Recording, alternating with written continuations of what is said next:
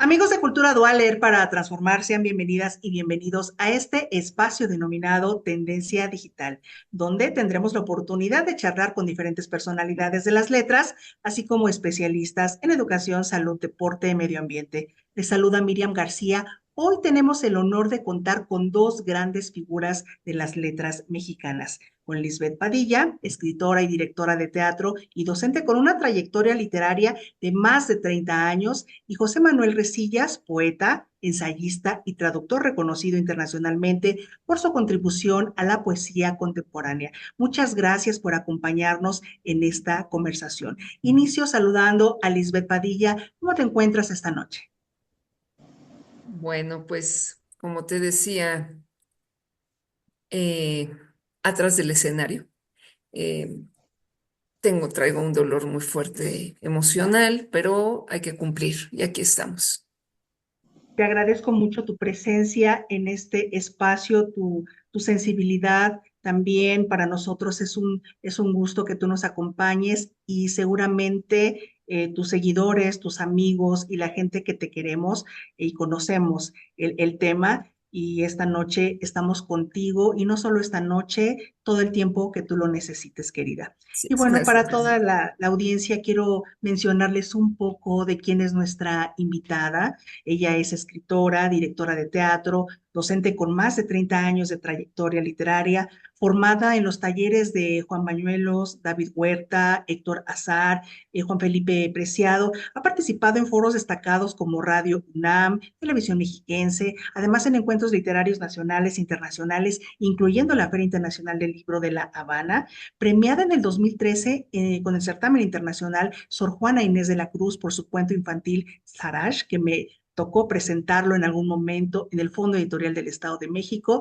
Y El Regalo de Federico ha publicado más de 14 poemarios y colaborado en revistas como la revista en la universidad, por supuesto la revista Castálida. Su poesía es elogiada por figuras como Jorge Esquinca y Carlos Santibáñez. Nuestra invitada trasciende el de lo cotidiano para explorar lo mágico, lo filosófico, destacándose por una riqueza visual y una rebelión constante ante lo absurdo. Lisbeth invita a sus lectores a transitar entre metáforas, símbolos, llevando la experiencia poética a territorios que desafían los límites del tiempo y del espacio. Muchas gracias, querida Lisbeth, por estar esta noche con nosotros.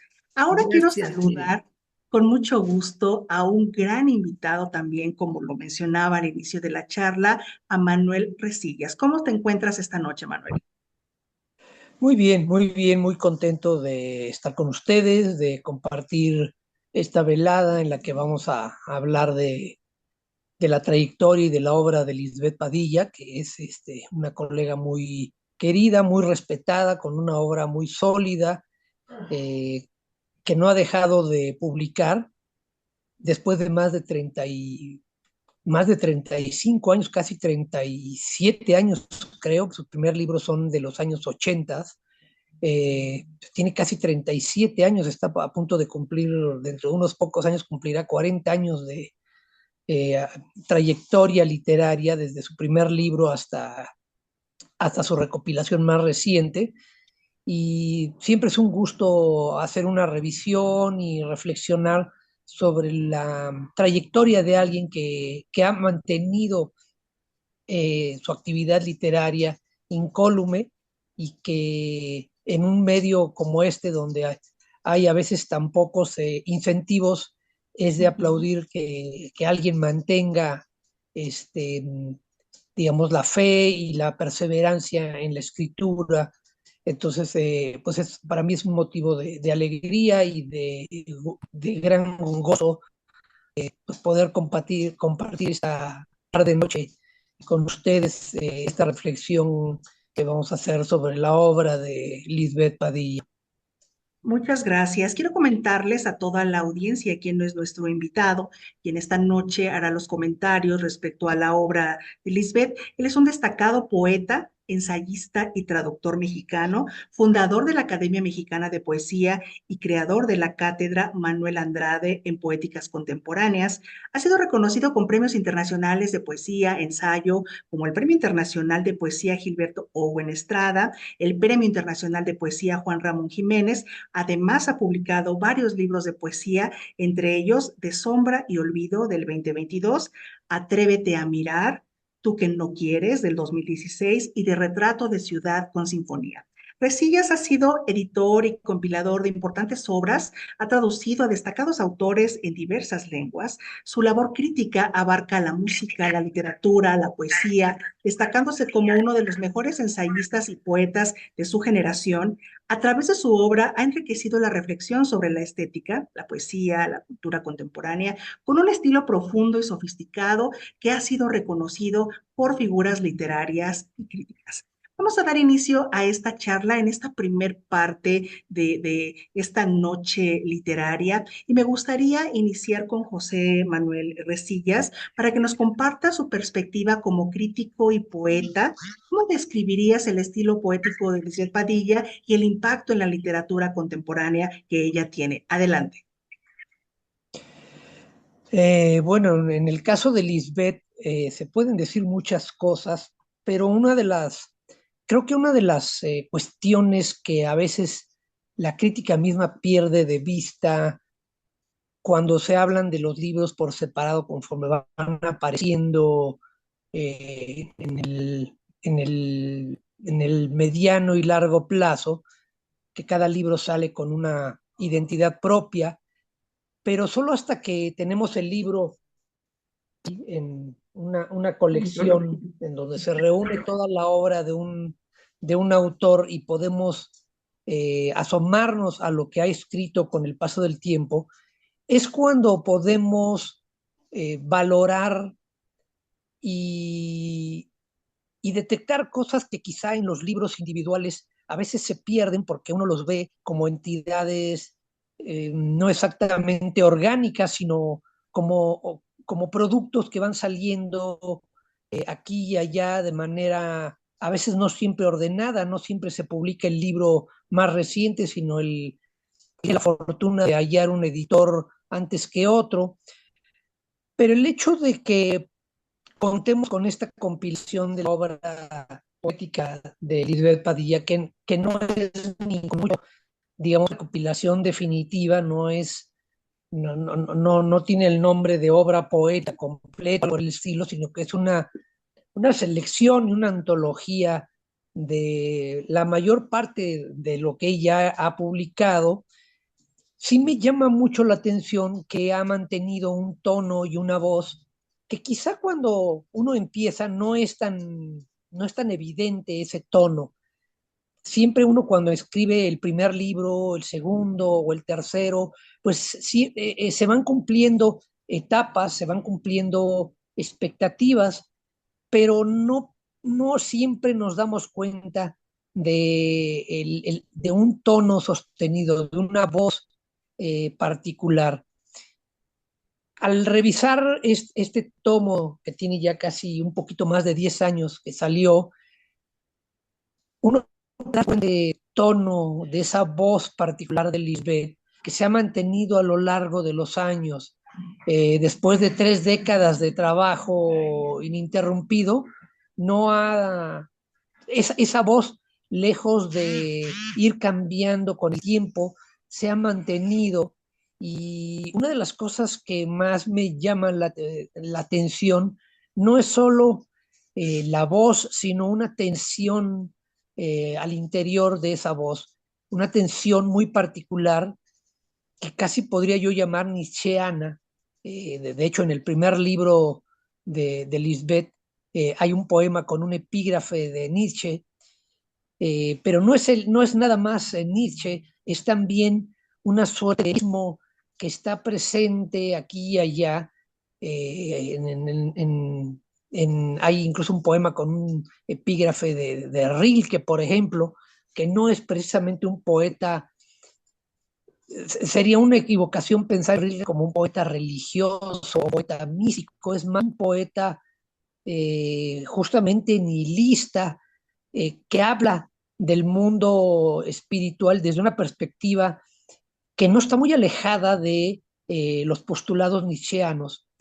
Y en el caso de Lisbeth, cuando uno empieza a leer desde su primer libro hasta el más reciente que viene en esta recopilación, uno se da cuenta que siempre hay ese mismo tono un poco desapacible, un poco eh, pesimista, hay un pesimismo permanente en lo que ha escrito Lisbeth, y me llama mucho la atención que ese tono, lejos de atemperarse o de irse difuminando, se va haciendo como un tejido más fino, hasta llegar a las partes finales del libro, en donde incluso la mitología y los elementos de la literatura griega, en particular Eurípides, pero no es el único, se hacen presentes en su obra.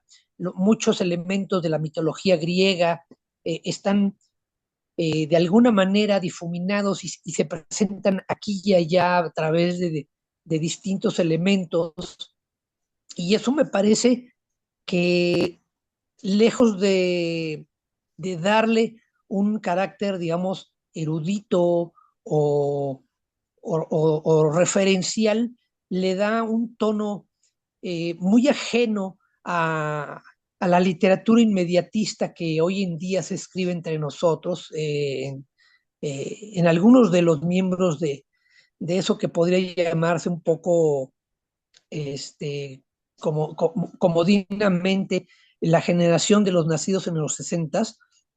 Si algo caracteriza a la literatura, a la poesía de Lisbeth, es justamente ese tono que empieza, digamos, haciendo a un lado una visión cristiana, si lo queremos llamar así, para irse permeando paulatinamente de un mundo que podríamos llamar politeísta, hasta llegar a uno de sus últimos libros donde aparece Perséfone y Eurípides y todo este mundo mitológico griego en el que de repente pareciera que es como la desembocadura natural, si consideramos que ella empezó en su primer libro con algunas referencias a Nietzsche y con un tono muy, muy sobrio, muy, sí, pesimista, si lo queremos llamar, en un sentido eh, muy similar al de Nietzsche o al de Schopenhauer, por ejemplo,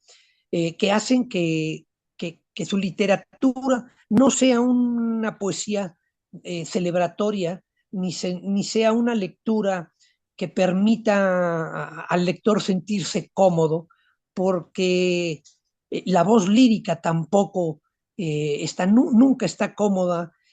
Hay siempre una sensación de, no diría de aislamiento, pero quizás sí de una suerte de exilio muy, muy particular desde el principio, un exilio que no que la ubique en un horizonte separado del mundo, pero sí no encuentra su lugar ni siquiera entre los suyos, es decir, entre el mundo de la familia. Hay algunos poemas que tienen que ver con la familia y en donde uno puede observar y percibir que hay un sentimiento de desgarradura frente al mundo, una especie de separación, un no hallar el sitio de uno en ese mundo que es el de la convencionalidad social en la que vivimos y en la cual la voz lírica de Lisbeth no logra hallar su lugar, el espacio que uno podría pensar que le corresponde de manera natural. Eh, y creo que incluso el prólogo del libro no hace justicia a ese elemento tan particular de la voz de Lisbeth, que la convierte en una realmente muy distinta a la de casi todos sus contemporáneos. No es no es una poeta que esté hablando de lo inmediato, a pesar de que obviamente pues, uno escribe de las vivencias que tiene. Muy claro que ella tiene un horizonte mucho más amplio y mucho más, podríamos llamarlo, antiguo respecto al mundo contemporáneo y que su escritura es, digamos, es el diario de alguien que está buscando ese punto de partida que no sabe exactamente cuál es. Me recuerda un poco, aunque el caso es muy distinto, porque el modelo al que voy a hacer referencia es, este sí es totalmente germánico, nietzscheano, y de un nihilismo a veces verdaderamente desapacible, que no tiene una relación verdadera con lo cotidiano, que es el caso del poeta alemán Gottfried Benn, al que yo he traducido. Eh, Podría decirse que sin ser ella una poeta eh, con una ascendencia propiamente germana o nihilista, de alguna manera se encuentra en esa línea que no ha sido muy transitada entre nosotros, por cierto, en México. Creo que uno de los pocos casos de alguien que está en esa línea y y que es mucho más compleja su literatura, porque incluso tiene procedimientos de inversión literaria en el cual recuerdo un poco algunas cosas que hemos visto en el cine o en la literatura, donde se empieza por el final y se termina con el principio, sin llegar a esos extremos, pero me recuerda el caso de Lilian Van den Breck, por ejemplo, que es alguien que también comparte una visión un tanto nihilista del mundo, y que tampoco encuentra su lugar eh, en el mundo cotidiano que nos rodea y frente al cual, digamos, tanto Lisbeth como Lilian tienen esa especie de visión, no diría yo desesperada, pero sí desapacible, alejada de las convenciones tradicionales. Y me parece que esta compilación de Lisbeth es un libro que ameritaría una revisión más exhaustiva. La crítica en México, pues casi como sabemos, prácticamente ha desaparecido, pero ameritaría un trabajo de reflexión mucho más amplio para mostrar eh, la línea, la delgada línea que ha seguido su poesía, su voz lírica, a lo largo de más de 3 décadas de trayectoria ininterrumpida. Así que digamos que en principio ese es el primer, digamos, observación que yo haría. Y un segundo es que mientras yo lo revisaba, una de las cosas que me interesan, casi siempre me ha interesado cuando leo una obra, sobre todo tan sostenida en su tono y en su ritmo como el de Lisbeth, es la experiencia que le da origen. Yo utilizo generalmente la palabra Erlebnis, que fue un término que viene de la filosofía alemana, concretamente de Wilhelm Dilthey, que se refiere no a la experiencia cotidiana que tenemos de las cosas que nos suceden a nuestro alrededor, que esas son inevitables, sino cuál es la experiencia en un sentido filosófico que hizo que Lisbeth casi desde el principio tenga ese tono un tanto nihilista, que recuerda un poco, con un tono muy distinto, por supuesto, a casos como los de Nelly Sachs o Ingeborg Bachmann, que son poetas alemanas, además muy cercanas las dos a, a Paul Celan. Y, y creo que con esto estoy, digamos, ya trazando un mapa así muy general, muy amplio, que nos permite ver que hay algo mucho más profundo en todo esto que ha escrito Lisbeth a lo largo de estas 3 décadas. Muy bien, muchas gracias, José. Y bueno, sin duda esta crítica tan profunda, escuchar de los expertos, pues nos da esta línea para conocer un poco más acerca de la trayectoria que tiene nuestra escritora invitada. Vamos a pasar a una segunda parte de esta charla en donde Lisbeth contestará acerca de la participación de nuestro invitado y por supuesto dará lectura a uno, dos, tres poemas que ella considere, estos poemas que nos llevan a este viaje que trasciende de lo cotidiano, de lo mágico y lo filosófico. Adelante, Lisbeth. Ay, pues yo te quiero agradecer mucho, pues esa exploración que hiciste sí, de esa antología, ¿verdad? Personal que se hizo en el 2021 aproximadamente, se publicó, 2022 me parece. Pues comentando que bueno, acertaste en muchos detalles en cuanto a lo nietzscheano, por ejemplo. Curiosamente, mientras más leo a Nietzsche, menos me reconozco ahora en esta edad. Cuando uno es joven, cuando uno es rebelde, cuando uno es contestatario, em, se toman muchas banderas. Una de ellas, por supuesto, fue Nietzsche, el existencialismo con Albert Camus, con la Simone de Beauvoir hermosísima y Jean-Paul Sartre. em, y empieza uno como a hacerse de una familia de artistas, de escritores, de poetas y novelistas, como un Fedor Dostoyevsky, al que admiro y amo desde hace muchísimos años. Eh, Sin embargo, aunque algunos siguen acompañando mi corazón, mis ideas, hay otros como Nietzsche que he abandonado. A partir de la lectura, a lo mejor de Ecce Homo, donde observé una fuerte visión misógina, yo dije, ¿cómo? A ver, y otra vez leía yo y decía, no, pues no. Y más ideas que he estado, ahorita estoy leyendo, así hablaba Zaratustra, pero una edición española no lo traigo aquí, con un estudio, bueno, casi la mitad del libro es el estudio de este ensayista español.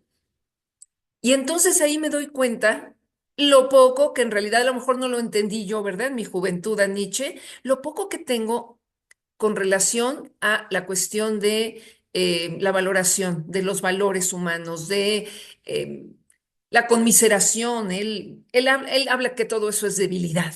Yo así de, no, no, entonces no estoy compartiendo sus ideas. Pero sí, en mi adolescencia, en mis inicios de escritora, por supuesto que eran mis maestros, mis guías, ¿no? Y no está mal que uno, caminando y evolucionando, y espero que evolucionando, eh, de pronto despida, ¿no? Despida a algunos que ya no le dicen nada. Y otros que seguirán, como dije, Fedor Dostoyevsky, o en el caso de Rilke también últimamente es así como, últimamente de como 10 años para acá, un poeta, un ser humano. Es que de pronto cuando empieza a leer de eso, de ellos que admiras, ya no es el poeta, el escritor, el creador, es el ser humano. Entonces, para mí Rilke también es fundamental últimamente en pues como mis guías, ¿no? Literarios, digamos, espirituales. Pero sí, ese pesimismo que observas, José Manuel, sí, yo creo que ese sí se ha mantenido y se mantendrá. ¿Por qué? Pues porque vivimos en el mundo, ¿verdad? En el planeta Tierra con nuestros queridos congéneres que, pues sí, que nos decepcionan a cada instante y en los que no encuentras asidero, ¿no? Muchas veces y viene la debacle, viene el cuestionamiento, pero bueno, aquí seguimos creando para, como decía Rilke, crear es crearse, para poder entenderme, para poder encontrar respuestas, para pues simplemente protestar, ¿no? Protestar por esa indiferencia, esa inhumanidad, esa crueldad. No sé, hay mucho dolor cuando reflexiono en lo que el mundo es, ¿no? El mundo ha sido, es y lo que nos está dejando. Quería también hablar de, bueno, no sé si quieras comentar algo para que se torne también tal vez un diálogo, no un monólogo. José. Bueno, una de las cuestiones que yo podría decirte es que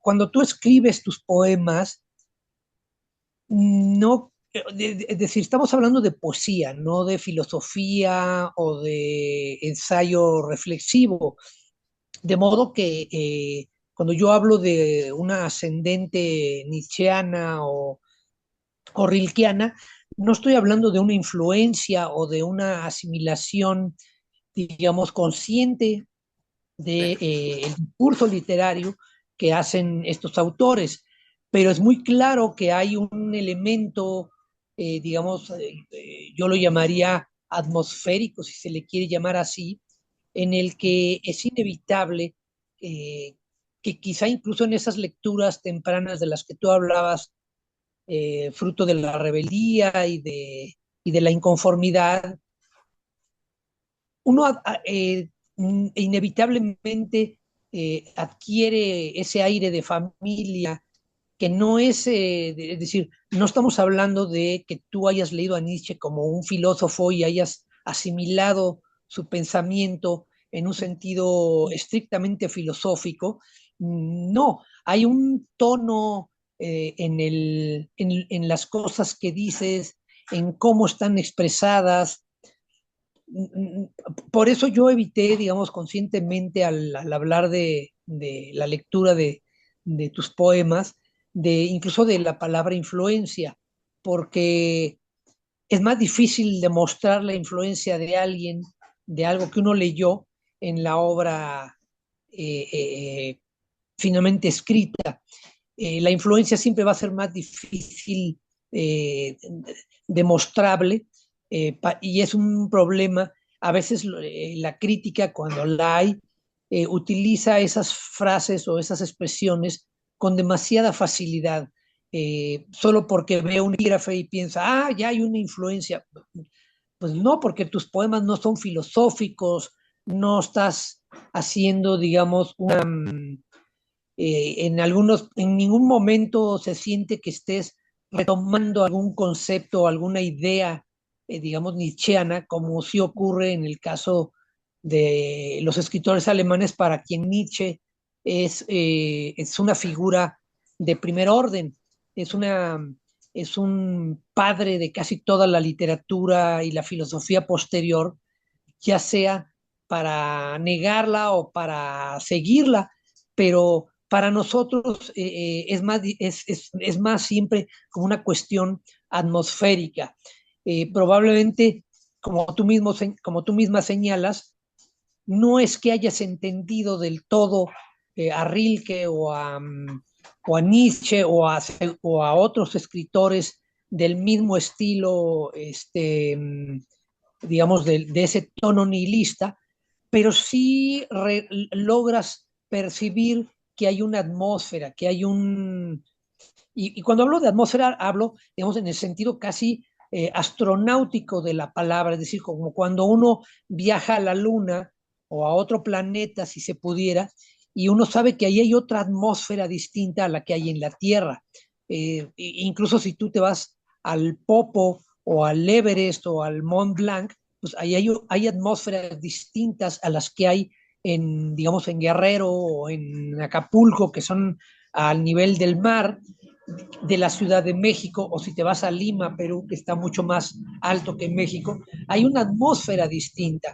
Y esas atmósferas, obviamente, permean a quienes viven en esos lugares.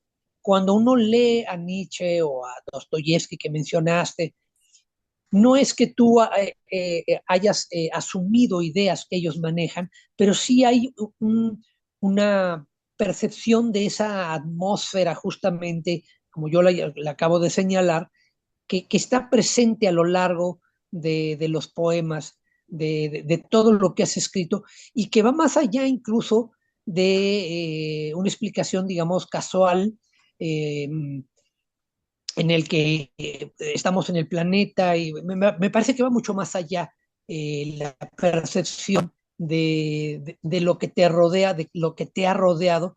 Y por eso una pregunta que me sigue, digamos, rondando es, ¿cuál fue esa Erlebnis dilteyana, por llamarla así, que llevó a esta escritura? Porque desde el principio y por eso lo señalaba yo también, solamente hasta que uno tiene una recopilación de obra como esta, puede uno darse cuenta que hay un tono de voz desde el principio, pero que cuando uno ve los libros sueltos a veces no se da uno cuenta de eso, no es tan evidente, porque van saliendo con cierto... Hay varios años de diferencia entre un libro y otro, y a veces uno no se da cuenta de ese hilo que conduce de un libro a otro y que va manteniendo la voz y que se va sosteniendo con el tiempo. Entonces me parece que por ahí hay cosas que me parecen muy enriquecedoras de la obra que has ido haciendo a lo largo del tiempo, porque además uno no piensa en términos de obra, uno piensa en términos de los poemas que van saliendo. A veces algunos libros se planean, otros no, salen pues como le da a entender a uno, otros sí están planeados con una estructura o con un tono específico, pero que a lo largo de más de 3 décadas se mantenga ese tono, eso sí me parece que es muy valioso, muy digno de ser reconocido y señalado, ¿no? Muchas Sí, gracias, José. Sí, justamente, perdón, en este análisis tan profundo y que en esta plataforma Cultura Dualer para transformar al hacer las presentaciones o las charlas, vamos conociendo un poco más acerca de los autores. Vemos en este libro que fue editado por el Fondo Editorial, según veo la pasta, ¿no? En donde un lector cualquiera compra el libro, lo abre, empieza a revisar el material, pero en esta noche, a través del análisis que José nos lleva en este camino, conocemos otra faceta de Lisbeth, quiénes son tus referentes, ¿no? Quiénes forman parte de tu trayecto lector, porque para poder escribir, pues hay que tener bastantes referentes. El escribir poesía, lo hemos platicado con otros escritores, no solo es escribir bonito y bien, sino que mucho de la poesía lleva a una referencia de muchos autores. Y que lo que tú escribes te lleva desde la poesía a un libro infantil como el que mencioné también al inicio. Entonces, Lisbeth, revisando los comentarios que hay acá esta noche de la gente que está conectada con nosotros y que quieren escuchar tu poesía, ¿qué pudiéramos escuchar hoy acerca de tus letras que tú quisieras compartir con nosotros? claro que sí. Antes de esa lectura, sí quiero comentar la fuerte deferencia que tengo con el mundo griego, con la mitología griega. No sé si sería desde que entré a la Facultad de Teatro y el maestro Néstor Aldeco, al que admiramos muchísimos exalumnos, nos hablaba de un modo tan interesante de aquella mitología y de aquellos personajes trágicos. Creo yo que he seguido abrevando en esa musicalidad de un Sófocles en Edipo Rey, de un Prometeo en Esquilo, esa sobriedad y terribles presagios de los que habla el coro griego. Yo creo que, y los estudiosos que hablan de eso, un Jean Cot con el manjar de los dioses, yo creo que hay una parte trágica en las entretelas de mi poesía, razonándolo ahorita y con lo que dijo José Manuel Resilla sobre lo griego. Ahorita estoy leyendo a Miguel de Unamuno, del sentimiento trágico de la vida, y bueno, creo yo que, como dicen, los libros se acercan a uno y no viceversa.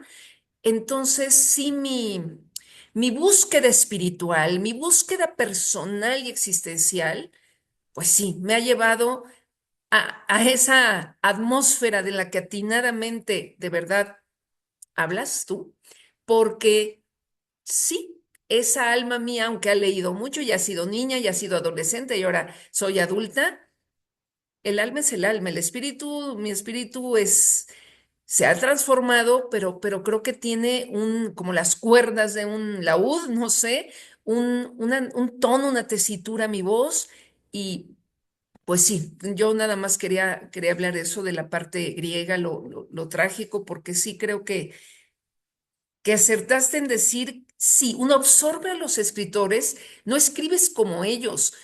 Tal vez lo que se impregna en ti es, pues sí, cómo latieron sus corazones y sus mentes a través de sus personajes, sus novelas y su poesía y se impregnan en ti y de un modo salen. Cuando estás escribiendo poesía de un modo u otro, salen.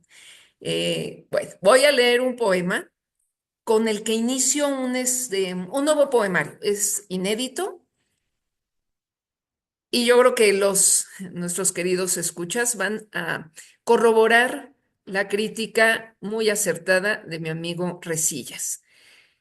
El poemario se llama La casa a cuestas y empiezo el poemario con este poema que se titula Introito. Una casa, un mundo, plano inclinado por donde se desliza Galileo para inventar la tierra. Una casa, un mundo, el socavón de Alicia poblado de monstruos, líquidos sueños en la boca del diablo. Saliendo de la casa, saludamos sin más al nuevo día, a la esperanza que renquea por el patio como si fuera reina. Y actuamos nuestro drama como Juana la loca, acariciando calvas de intelectuales que demolieron puentes rumbo a la tierra de los nunca jamás. Una casa, un pedregal de besos ateridos, y los amigos baila que te baila con sus patas de palo, porque hoy no osan visitar a la ermitaña con su corona frágil, su manto polvoriento, su cetro apolillado. No quieren ya escuchar su aburrida cantata de reclamos que le caen de la boca. Una casa, un cubil, retráctiles paredes que me avientan al pozo donde mi Rilke, mi Whitman, mi Vallejo me ungen humildes con sus versos divinos. Dadme un punto de apoyo y aboliré a la muerte. Destriparé a la liebre burlando a la tortuga. Dadme un hilo de luz y aboliré el color. Y cuando abandone esta casa, cuando abandone el mundo, no quiero ya escuchar las patas de palo que vendrán a ofrendarme a destiempo su aguzanado adiós. Muchas gracias por compartir con nosotros ¿De qué, tus Miriam? letras. A mí me gustaría muchísimo que José Manuel leyera y me hizo un poema, bueno, no me hizo un poema, me dedicó un poema hace unos meses que me encantó y a mí sí me gustaría muchísimo que lo compartiera en esta noche, en esta charla. Por supuesto, adelante, José. Sí, con mucho gusto. Hablabas hace unos momentos de cómo lo que uno lee termina por formar parte de uno mismo, inevitablemente. Y bueno, yo te escribí un poema. Normalmente yo los poemas no les pongo títulos, sino hasta que los termino y elijo el título lo tomo del interior del propio poema. Este es el caso de este poema que se llama También literatura somos, y se lo dediqué a Lisbeth Padilla. Dice así el poema: tal vez podría decir que he navegado los 7 mares buscando un imposible, oculto en el silencio pronunciado de siglos de lecturas, de circunvoluciones ante muros a tiempo de ruidos, en un callar de la palabra amor como si fuese otra palabra, otro destino manifiesto en ruinas por nadie proclamado, que está diciendo nuestros nombres como si ya no hubiese para el mundo ni lágrimas ni viajes, y solo el sacrificio en la ribera de aquel que tanto amó el amarte y hacerte canto y música, en ritmo y en cadencias convertido, en tu vocablo más secreto mientras secretamente callas y cada vez del mundo más te alejas, y te me vuelves incendiado verbo de neerlandés raigambre, palabra que repito a diario por si la muerte me sorprende, y en ambas, ella y tú, hallase yo un refugio que del olvido me salvase, y en ceremonia y rito, y en el grano del campo más humilde, hallase al fin el templo de ese cuerpo que en verbo y en reloj a todo dé tu nombre, y pueda alguien decir, tal vez calladamente, mientras la tarde se haga ocaso y noche, que se haga una vez más tu voluntad y no la mía, que al fin somos literatura y canto y una manera de hacer que el grano en primavera y alba se vuelva el libro que no fuimos. Qué bonito, qué bello Muchas poema. gracias. No bonito, Hermoso. qué bello, intenso. Sí. Pues yo no soy escritora ni poeta como ustedes, pero sí tengo tres líneas que decirte a ti, Liz, por estar esta noche con nosotros. Y dice Alisbeth que en sus palabras y actos guarda la esencia de la luz. Tú eres luz para mí. Mi gratitud se teje como un poema en el viento, un susurro que atraviesa el alma y florece en gratitud. Tu presencia como las estrellas guía y embellece y en cada gesto encuentro inspiración para seguir soñando. Gracias por ser un verso en este viaje de mi vida. Gracias por estar en tendencia digital y darle luz a este espacio con tu presencia, con tus letras y por supuesto a José con esta creación de estas maravillosas letras que esta noche nos comparte. Vamos a pasar a la tercera parte de esta charla y me gustaría mucho que pudieras compartir, querida Elizabeth. Tú recientemente, no tengo bien el dato, ojalá no los puedas compartir, has sido nombrada directora de una casa del poeta por una asociación nacional. ¿Cómo se llama esta casa? ¿Cuál es tu labor en este espacio? ¿Será de manera virtual, presencial? ¿Por qué el nombre de esta casa? Compártenos un poco de ello. Sí, mira, el 11 de noviembre del año pasado, sí, se me nombró directora de la casa Reiner María Rilke y con ayuda de mi hijo estamos diseñando una página, sí va a ser virtual, la casa es virtual Ujú. y yo ya tengo pues un esquema muy claro de lo que quiero realizar con la casa, empezando por encuentros literarios, convocatorias de premios que, pues, de los grandes amores también, ¿no? De Rilke, a lo mejor el nombre de un concurso, podría ser Lu Andrea Salomé, que sea poesía de mujeres, Hermoso. y, y dentro de la página o adyacente está la creación de una revista que se va a llamar Lárica. Lárica es un adjetivo, no sé si inventado por Rilke, porque en el diccionario, en la Real Academia no existe el adjetivo lárico, pero él en la carta a su editor para las elegías de Duino, eh, ahí aparece el adjetivo y tiene que ver con ese pensamiento poético de que los elementos del mundo más sencillos son sagrados, son divinos, nos dicen mucho y entonces es una poesía intimista, fraternal y Ok. eso es lo que quiero yo elogiar, ¿no? En esta revista donde se publicarían los ganadores de los diferentes premios, que no quiero que nada más sea poesía, quiero que haya de ensayo, de cuento infantil, de narrativa, ¿no?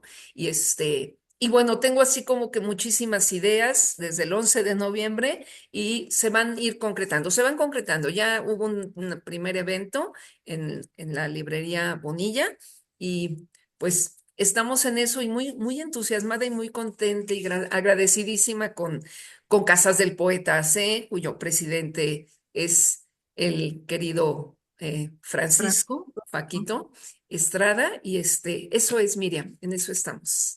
Muy bien, pues muchas felicidades. El trabajo que ha hecho por todos estos años el maestro Francisco Javier Estrada y que hemos visto en los últimos meses con una fuerza importante, aperturando estos espacios de manera física, de manera virtual y por supuesto, pues tú eres una de las directoras que dignamente llevará esta responsabilidad honoraria.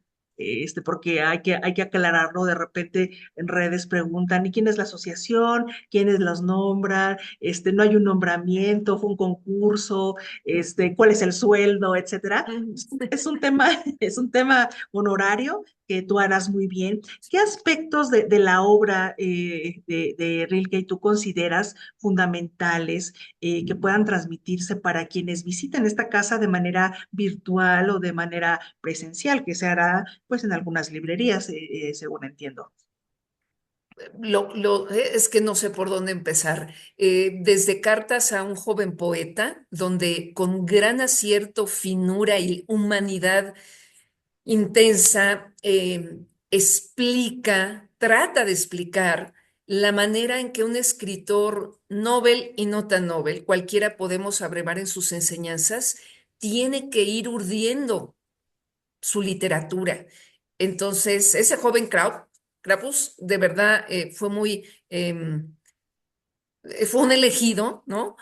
Para haber recibido tanta sabiduría de Rilke y qué bueno que pudo dar las cartas, bueno, cuando menos unas cuantas cartas, para conocer la sensibilidad de este hombre apellidado Rilke, que me maravilló hace muchísimos años con sus elegías de Duino, que estoy releyendo nuevamente y que son de una complejidad y de como decía José Manuel, sí, y sus críticos, o sea, no es una cuestión religiosa, ni mucho menos católica ni cristiana, la que Rilke manifiesta en sus elegías y a lo largo de muchos de sus libros, sino que es ay, pues el gran hombre, pues, con mayúscula, que logra eh, divisar eh, los parajes más intensos de una vida humana, que no se queda acá, que trasciende. Entonces, estoy fascinada con la relectura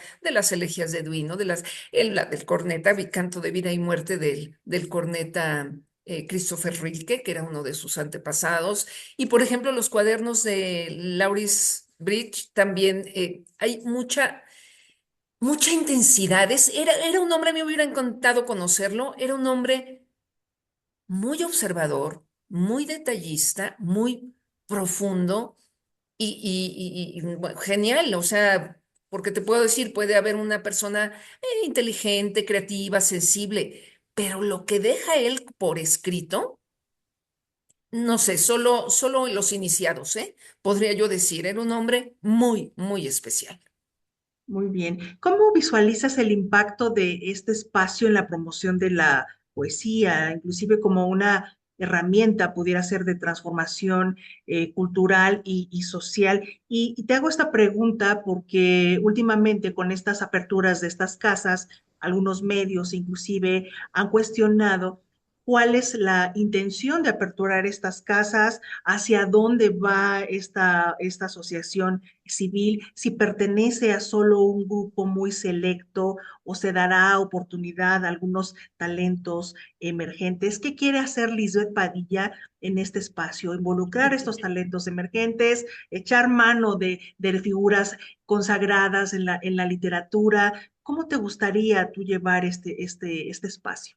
Pues mira, en estos días me di a la tarea en la revista saldrá, no, en la página, la misión y la visión que, que he estructurado y entonces pues digo, son de grandes alcances, pero espero lograr, aunque sea poquito. La misión es promover actividades culturales que conduzcan a la región sagrada de la existencia. Creo que la humanidad está hambrienta de significatividad, por eso tanto materialismo, ¿no? Entonces, bueno, es es un objetivo muy alto, pero creo que con los amigos poetas y haciendo las cosas con corazón y calidad, creo que se puede lograr eso, ¿no? Y la visión sería pues fortalecer la escena artística de México, también desde mi humilde rincón virtual, a partir de encuentros poéticos, talleres de escritura creativa. Quisiera yo impartirlos y a los amigos también tienen esa plataforma, ese espacio, dar talleres de literatura infantil, talleres de narrativa en general y concursos literarios y la publicación de la revista digital, Miriam. Excelente. Pues mucha suerte, éxito, no suerte, no, éxito en este magnífico proyecto. Estamos a punto de cerrar esta charla. Ha sido un placer tenerlos a ambos en este espacio, Lisbeth, José Manuel, disfrutar su pasión por la poesía, por la literatura. Por supuesto, es una inspiración para todas y todos nosotros, los lectores, los escritores, los seguidores de esta plataforma. Me gustaría mucho que José Manuel pudiera cerrar con algún mensaje hacia la audiencia de Cultura Dual, por supuesto, a ti, Lisbeth, y concluimos contigo, Lisbeth. Adelante, José. Bueno, muchas gracias. Bueno, yo creo que la verdadera literatura, siempre he pensado que la literatura es el espacio en donde el espíritu humano mejor se desarrolla y se presenta en toda su pureza y en toda su tragedia también.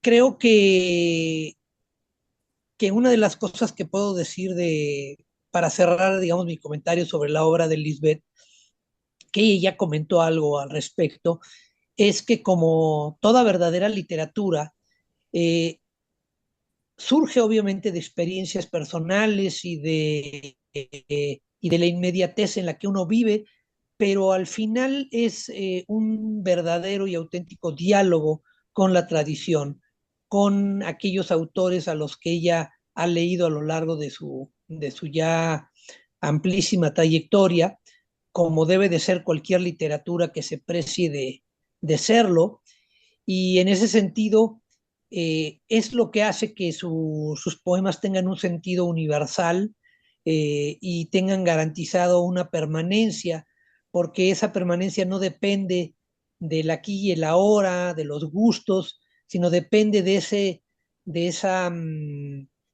ese diálogo, de esa conformación de una familia literaria que se hace a partir de los autores con los que uno dialoga, con aquellos con los que uno disiente, aquellos que dejan huella y aquellos que no la dejan o que a los cuales uno se opone, pero que a veces sin darse cuenta también están ahí presentes. Entonces, para mí todo eso le garantiza a la obra de Lisbeth un lugar eh, preponderante y le garantizan una permanencia que va más allá, repito, de las tecnologías, de los gustos, de las cosas que estén de moda, que muchas veces pasan tan rápido como la moda misma. Y entonces yo creo que eso es algo que debemos celebrar y aplaudir en la obra de Lisbeth. Pues yo quiero agradecerle a mi amigo José Manuel por estar con nosotros esta noche y por tus palabras y a Miriam García, por supuesto, por la invitación y la oportunidad de compartir con la gente lo poquito que nosotros amamos, bueno, lo que amamos tantísimo y bueno, en una hora es muy poquito lo que se puede compartir, pero con mucho cariño. Muchas gracias. Gracias a ambos. José Manuel, un gusto coincidir de manera virtual en este espacio. Esperemos que no sea la última vez. y podamos tenerte con Lisbeth o con alguna otra escritora que tú consideres, que ustedes consideren, hacer estos análisis que bien hacen falta y que coincido contigo que se ha disminuido, quitado, eliminado el tema de una crítica, una buena crítica profunda como la que esta noche tú nos has regalado, lo cual se agradece. Y Lisbeth, pues, ¿qué te puedo decir? El tiempo que llevamos de coincidir en Sí. otros escenarios, hoy para mí ha sido un regalo iniciar este 2025 con esta presentación, con este programa, con esta charla de alto nivel, creo yo, el conocer acerca de ti y de tus letras. Te abrazo con el alma, con mucho Gracias, cariño y gracias. yo sé, segura estoy que vamos a seguir coincidiendo, ojalá sea de manera presencial, ojalá lo podamos hacer más adelante. Y bueno, gracias por su tiempo a ambos, por sus palabras para nuestra audiencia, a los seguidores de Cultura Dualer para transformar a casi 40,000 seguidores que tiene esta plataforma que lleva desde el 2018 trabajando todos los días para acercar la literatura a las personas de todas las edades. Les invitamos a seguir a este programa, a compartir estas charlas para que llegue a más personas y por supuesto a las actividades del Lisset en su casa del poeta. Más adelante estarán disponibles, estaremos compartiendo, si ustedes me lo permiten. Y pues esto fue todo. Gracias a todas, a todos por su tiempo. Muy buenas noches. Buenas noches.